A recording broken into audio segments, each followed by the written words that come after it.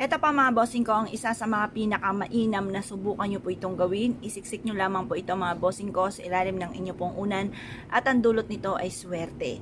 Tapos mag-wish na mula sa inyo pong puso. Pero syempre mga bossing, lagi nyo po tatandaan at paulit-ulit ko rin pong sinasabi, kung marami po kayong pangarap ay marami din ang pagkayod. Huwag pong aasa sa mga swerte dahil talagang sipag at tiyaga lamang po talaga mga bossing ko. Pero kahit tayo ay masipag, matyaga, nadadali pa rin ang mga kamalasan. Kaya diyan naman papasok ang mga pampaswerte para instead na kamalasan ay puro swerte naman ang darating. Ako pa mga bossing ko ay isa sa mga magpapatotoo na ako po ay sinuwerte po dito. Ako po ay simple lang naman ang mga wini-wish ko po mga bossing ko at ang daming blessing na dumating na hindi naman ako makapaniwala sa mga blessing na dumating mga bossing.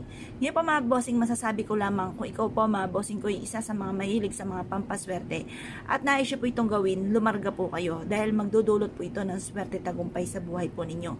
Ito pa mga bossing ko ay isa sa mga subok na napakaswerte. Basta positive ka lamang, naniniwala ka sa mga pangarap po ninyo, inyo po itong makakamtan, walang imposible.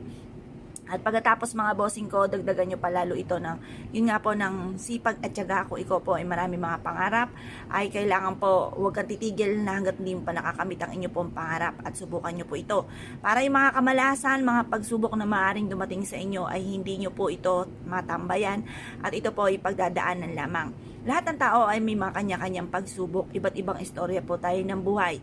Walang tao na hindi dumadaan sa mga pagsubok. Para po malampasan kaagad, kailangan nyo po nito mga bossing bukod sa panalangin ng time team.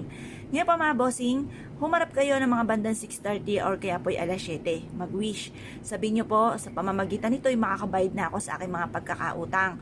Sa pamamagitan nito, makakamit ko ang aking mga pinapangarap. Magkakaroon ako ng negosyo, nandito na ako yayaman. Ganon din po, magkakaroon ako ng malaking bahay, magkakaroon ako ng mga sasakyan. Basta mag-wish na kayo na mula sa inyo pong puso. At ikaw ay naniniwala na makakamtan nyo po ito at lalo nyo sipagan matapos nyo po itong gawin dahil may pangontra ka na sa mga kamalasan. Ngayon pa mga bossing, masasabi ko lamang mag-wish ka na ng todo-todo dahil libre po ang mangarap. Walang bayad po yan. Walang maniningil sa inyo matapos nyo pong mag-wish mga bossing. At pagkatapos nyo pong ibilad ito sa sinag ng araw, tapos ka na mag-wish, tapos nyo na ibilad, isiksik nyo po ito sa ilalim ng inyo pong unan at ang dulot nito ay napakaswerte. Kayo mismo i-a-adya nito kung saan lagi kayo ay suswertihin. Ito po yung makakatulong upang sa ganon ay makamit kaagad ang mga pinapangarap. Ngayon pa mga bossing, kung kayo pinaniwala at nais po itong gawin, lumarga po kayo at ito pa mga bossing ko ay mapapansin ninyo na nagagawa nyo yung mga bagay na hindi inaasahan na dito pala kayo ay magiging matagumpay. Nagagawa nyo yung mga bagay na kayo po ay yung tipo na hindi ka maniniwala sa mga blessing na darating kasi ganoon din po